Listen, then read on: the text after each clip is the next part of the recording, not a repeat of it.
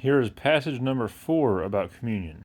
This is 1 Corinthians 10, verses 16 through 17. The cup of blessing that we bless, is it not a participation in the blood of Christ? The bread that we break, is it not a participation in the body of Christ?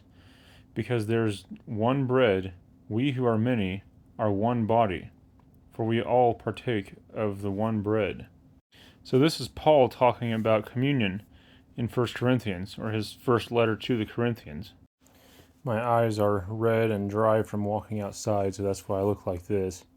But you can see here when Paul is talking about communion that even he is saying that it is bread and the body, or wine and the blood.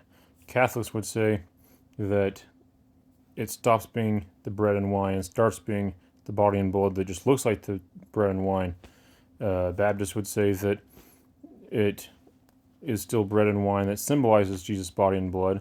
And as a Lutheran, I would say that it is the bread and wine, and it is also Jesus' body and blood at the same time, somehow.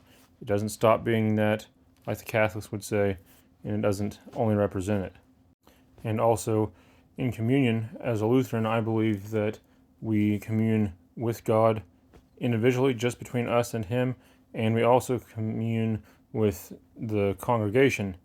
The congregation communes with Christ as well, because as Paul says right here, we are all members of one body, or we are all, because there's one bread, he says.